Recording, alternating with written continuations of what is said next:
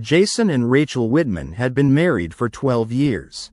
Their home in Rosebridge, Texas, was the epitome of suburban bliss: white picket fence, 2 adorable kids, and weekend barbecues. From the outside looking in, they seemed to have it all: stability, affection, and the kind of chemistry couples envy. Rachel was a high school guidance counselor. She had a way of making everyone around her feel safe and heard. Her students trusted her, parents respected her, and Jason often told friends she was his rock. But even rocks can wear down over time. Jason, on the other hand, was charming but restless. As a regional sales manager, he traveled often and enjoyed the freedom that came with it. While he never outright disrespected Rachel, there was a growing distance. Jason wanted more excitement, more passion, more attention, even if he didn't yet understand the cost. Rosebridge was a town where everyone waved from their porch and knew your business before you did. It was the kind of place where you left your doors unlocked, trusted the mailman with your dog, and gossiped at the diner over fresh coffee. Crimes were rare in Rosebridge. When something happened, a stolen bicycle or a teenage prank, it made the local news. People valued peace and tradition, and outsiders often remarked on how idyllic everything seemed. But appearances, as always, can be deceiving. Jason and Rachel had grown up in Rosebridge. They were high school sweethearts, prom king and queen, the golden couple. Everyone rooted for them, which is why when their story began to crack, the entire town would feel the tremor. Jason wasn't a bad man, but he was a bored one. Routine dulled him. He longed for late-night conversations that made his heart race, for the kind of passion you only read about in novels. Rachel, dedicated and grounded, had unknowingly become part of that routine. Their conversations grew mechanical: discussions about bills, school projects, grocery lists. Jason missed being wanted for who he was, not what he did. He convinced himself that he wasn't asking for much, just a spark, a moment of escape. When he looked in the mirror, he didn't see a villain. He saw a man slowly drowning in predictability. He didn't know it yet, but his hunger for more would lead him into the arms of destruction. Sienna Marks arrived like a thunderstorm in summer, unexpected and intense. She was hired as the new marketing coordinator at Jason's firm. With her jet black hair, piercing hazel eyes, and magnetic energy, she drew attention the second she walked into a room. She was 10 years younger than Jason, brimming with ambition and edge. Most people in the office admired her, but some whispered that she was trouble. Jason wasn't immune to her allure. She was the chaos he craved. Their first conversation was innocent, a shared laugh over coffee. But Sienna knew how to plant seeds: subtle compliments, light touches, moments that lingered too long. Jason, hungry for connection, welcomed everyone. It began with a casual coffee run. Sienna remembered his order the next day: almond milk, no sugar. That small detail felt intimate to Jason. It spiraled quickly into shared lunches and late-night emails labeled urgent. Sienna flirted boldly. Jason pretended not to notice, until he did. She complimented his work ethic, his smile, even his laugh. He'd walk into the office with a new shirt just to see if she noticed. She always did. He told himself he wasn't cheating. Not really. But he deleted texts, avoided eye contact with Rachel, and felt a rush every time Sienna smiled. It wasn't just about attraction. It was about feeling alive. If you're intrigued by true stories of love, betrayal, and the dark secrets that can tear families apart, make sure to hit that like button right now. And don't forget to subscribe and click the notification bell, because you won't want to miss what happens next in this shocking tale. Rachel had always trusted her intuition. As a counselor, it was her job to read people, even the ones who didn't want to be read. At home, she started noticing changes. Jason was quieter, less affectionate, and constantly glued to his phone. When she reached for his hand in bed, He flinched. She didn't want to believe the worst, but the signs were stacking up. Late meetings that never used to happen, vague explanations, a cologne she didn't recognize on his shirts. Rachel didn't confront him, not yet. Instead, she started writing down every inconsistency in a small leather-bound journal she kept in her nightstand. At school, she smiled through the pain. At home, she stayed busy with the kids. But at night, she cried silently, asking herself if love was enough to keep someone faithful. A small voice in her heart whispered, "Prepare yourself." Rachel confided in her best friend, Melanie Cruz, over brunch one Saturday morning. Melanie had known Rachel since college and could read her face like an open book. The minute she saw her friend's tight smile and tired eyes, she knew something was wrong. Over coffee and scrambled eggs, Rachel spilled everything: the late nights, the phone secrecy, the gut feeling she couldn't shake. Melanie listened quietly, nodding occasionally, and finally said, "If you suspect something, there's usually something to suspect." Melanie didn't jump to conclusions or push Rachel to act. Instead, she urged her to stay calm, gather evidence, and protect her peace. "Don't go to war without a battle plan," she said. Rachel appreciated the advice more than she let on, and it gave her the strength to dig deeper. Jason tried to fight it, at least in the beginning. He told himself the flirtation with Sienna was harmless, that it gave him a sense of excitement he hadn't felt in years. But soon, temptation overwhelmed rationale, and during another out-of-town conference, he gave in. It happened in a hotel bar after a long day of meetings. Sienna leaned in, whispered something that made him laugh, and their lips met. What started as a single kiss turned into a night neither of them would forget, but one Jason would later wish he could erase. By morning, guilt started to creep in, but it was quickly drowned out by the thrill. Jason returned home with a smile Rachel couldn't understand and a secret that would unravel everything. He had crossed the line, and there was no turning back. As the affair progressed, Jason found himself balancing two identities. At home, he was the dutiful husband and father, helping with homework, kissing Rachel on the cheek, and maintaining the illusion of normalcy. At work, he was Sienna's secret lover, sneaking glances and whispered conversations behind closed doors. He juggled phone calls and text messages like a magician, always careful to delete his tracks. The lies came more easily than he expected. He told Rachel he had client dinners, overnight retreats, and networking events that didn't exist. And each time he got away with it, the deceit emboldened him, but guilt didn't go away. It lingered, especially in quiet moments, like when Emma asked if he'd be home for her dance recital or when Logan asked why he looked sad even while smiling. Jason was living in a house built on secrets, and it was only a matter of time before it collapsed. Sienna was done hiding. She wanted more than stolen moments in hotel rooms. She wanted Jason full-time, to wake up next to him, to be seen in public, to wear his last name. Her patience was wearing thin, and her threats became bolder. "If you don't leave her, I will," she hissed during one of their arguments. "I'm tired of being your secret." Jason, caught between guilt and lust, kept stalling. He made promises he never intended to keep, hoping to delay the inevitable, but Sienna wasn't one to wait quietly. She began leaving notes in Jason's briefcase, sending cryptic texts at odd hours, and even hinting about their affair on social media.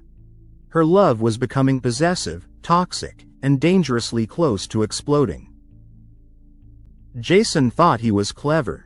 He bought a second phone, cheap and untraceable, that he used exclusively to communicate with Sienna. He kept it in the glove compartment of his car, always on silent, always out of sight. But secrets have a way of surfacing. One rainy afternoon, Rachel borrowed his car while hers was in the shop.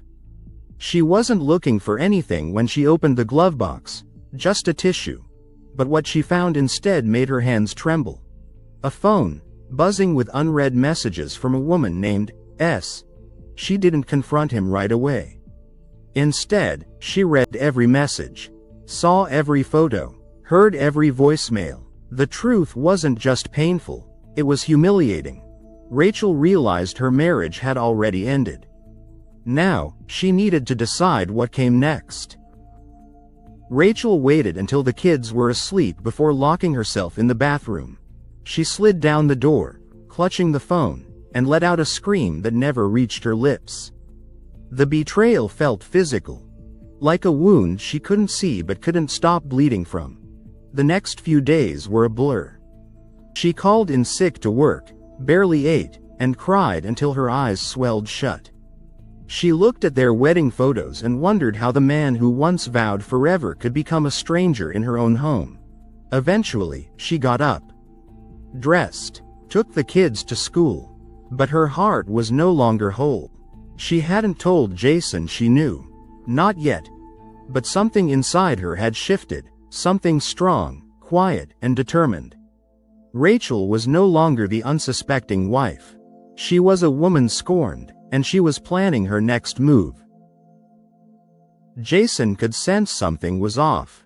Rachel was colder, quieter, more distant. She didn't ask where he was going or when he'd be back. She just smiled tightly and nodded. It unnerved him more than yelling ever could. His guilt began to consume him.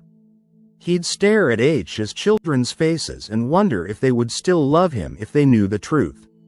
He'd lie awake at night, feeling the weight of the secret pressing on his chest like a boulder.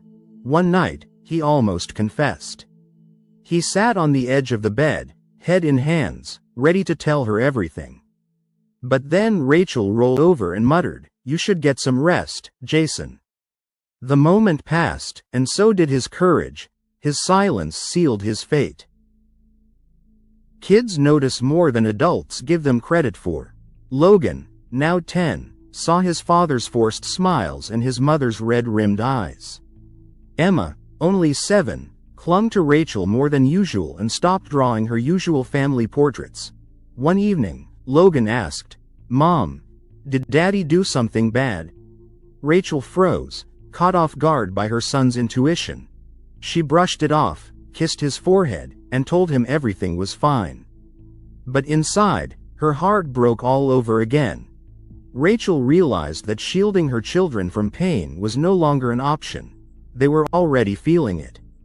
The home she fought so hard to build was crumbling, and it was time to prepare them for what came next. Sienna's love for Jason had twisted into something unrecognizable. It wasn't affection anymore, it was control. She wanted to possess him entirely, to erase Rachel and replace her.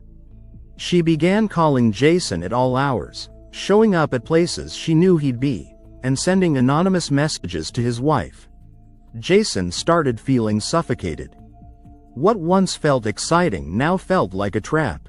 He tried to pull away, but every time he did, Sienna clung tighter.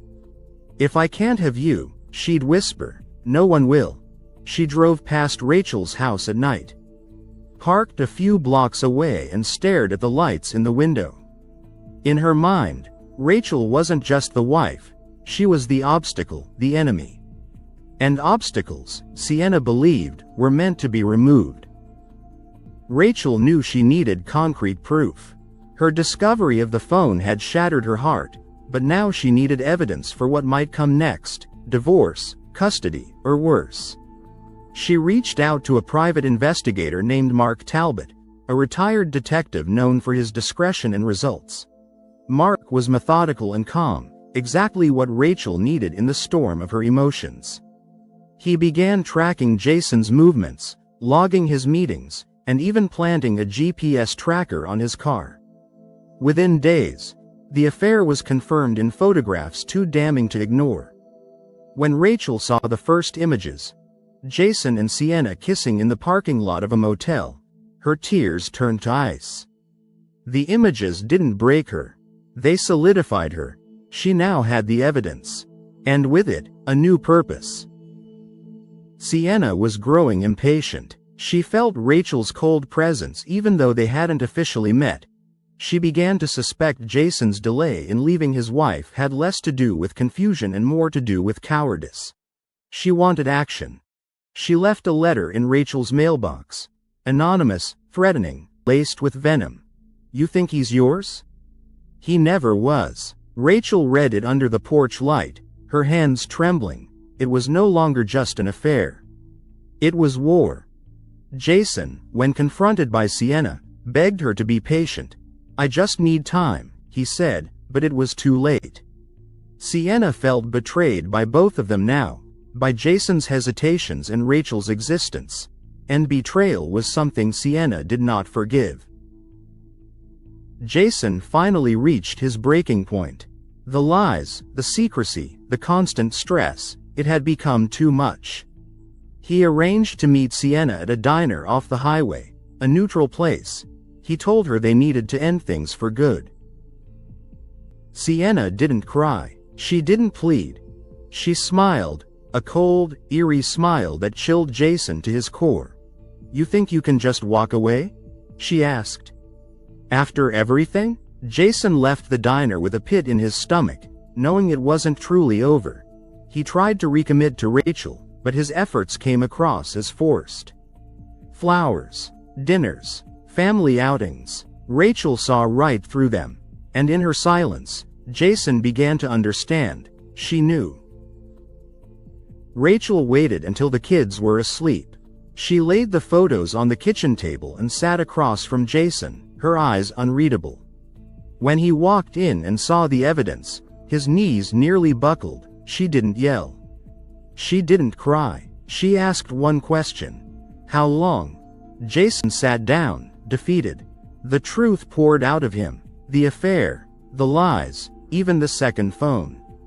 It was his confession, but not his redemption. Rachel said nothing for a long time. Then she stood, gathered the photos, and said, "I'll let you know when I'm ready to talk about the future. For now, sleep in the guest room." And with that, she left him alone with the wreckage.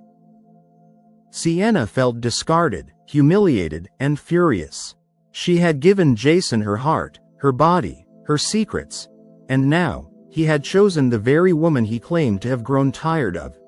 Her anger turned dangerous. She began stalking Rachel more openly, following her to the grocery store, sitting in her car outside the school where she worked. She sent another letter, this time with pictures from their affair. Jason tried to intervene, but Sienna had become unhinged. In her mind, Rachel had stolen everything she wanted. If she couldn't have Jason, no one could. And with each passing day, Sienna inched closer to crossing the line from obsession to violence. Rachel had reached her limit. She met with a divorce attorney and laid out the evidence Mark had gathered. The affair, the harassment, the emotional damage, it was all meticulously documented.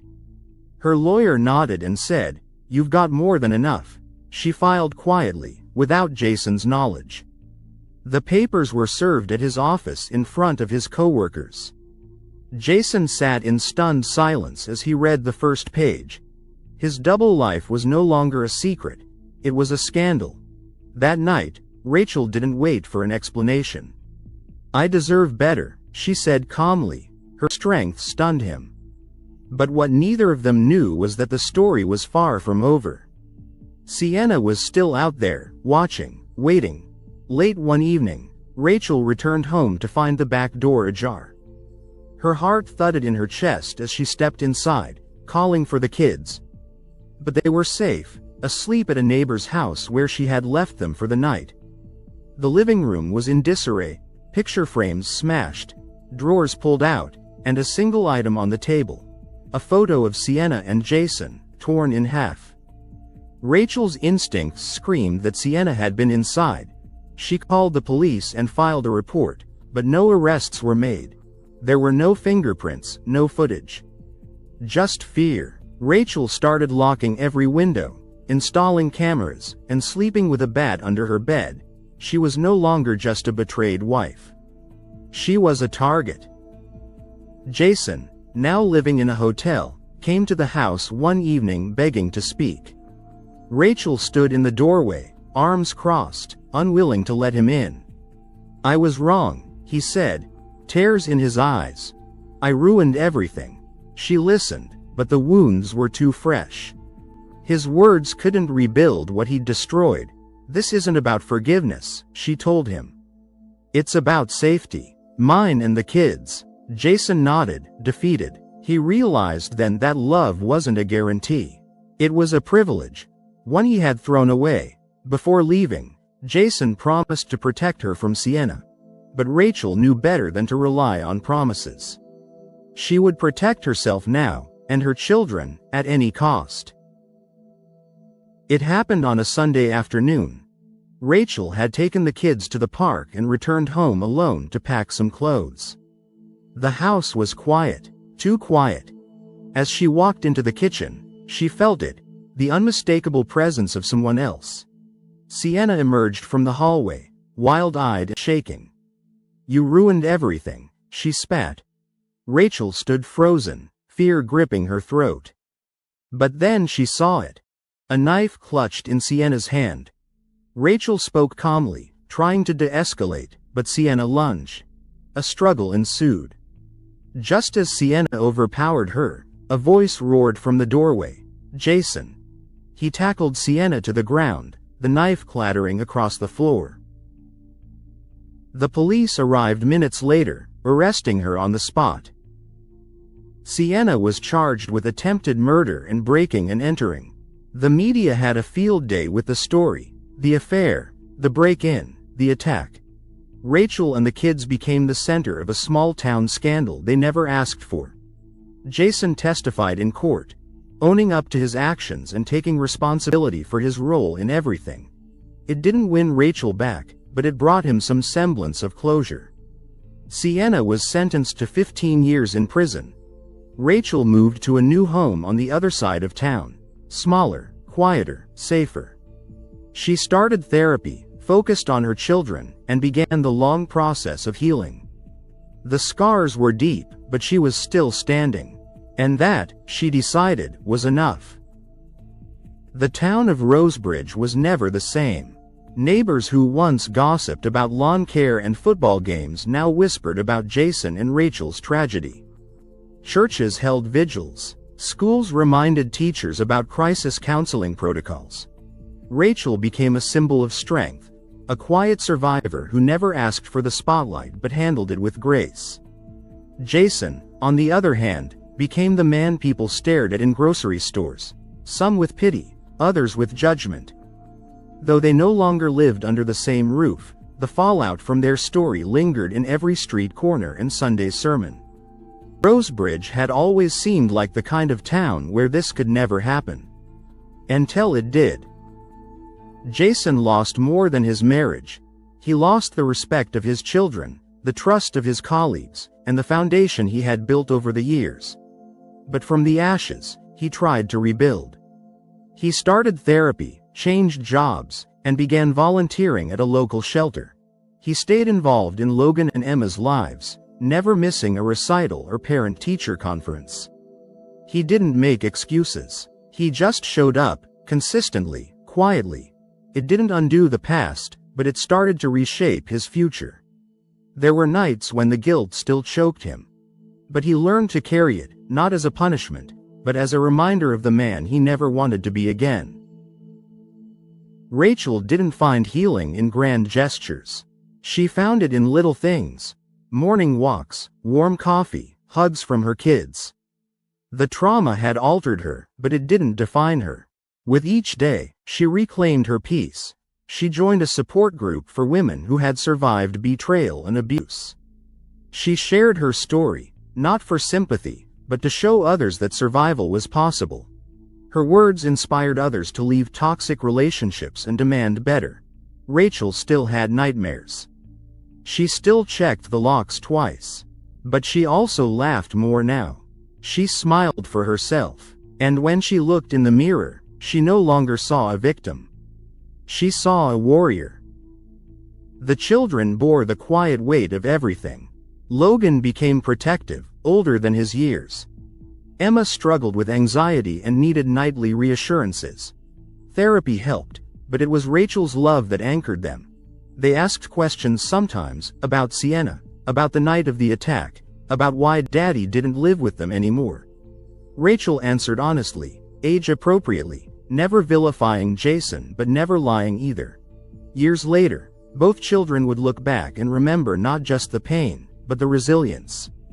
They'd remember a mother who fought to keep them safe, a father who tried to make amends, and a home that, while imperfect, was built on truth. 5 years passed. The wounds weren't gone, but they had scabbed over. Rachel stood on the porch of her new home, watching the sun rise with a quiet smile. Life hadn't turned out the way she expected, but it had brought her here. Sienna's time behind bars was nothing like the dramatic tales she once clung to. Prison stripped her of the glamour, the manipulation, and the power she wielded. At first, she fought the system, mouthing off to guards, starting fights, refusing therapy. But prison has a way of humbling even the most defiant. Over the years, Sienna changed. Not entirely. The rage still burned inside her, but she became quieter, more withdrawn. She kept to herself, scribbled in journals, and watched the world pass by from behind iron bars. Some days, she'd stare at photos of Jason she'd once hidden in a book, and other days, she ripped them to pieces. She never wrote to Jason or Rachel. But deep down, she hoped they hadn't forgotten her. She had lost her freedom, but the obsession, though dimmed, still simmered beneath the surface. Thank you for watching this gripping story of betrayal and survival. What would you do if you were in Rachel's shoes? Let us know your thoughts in the comments below.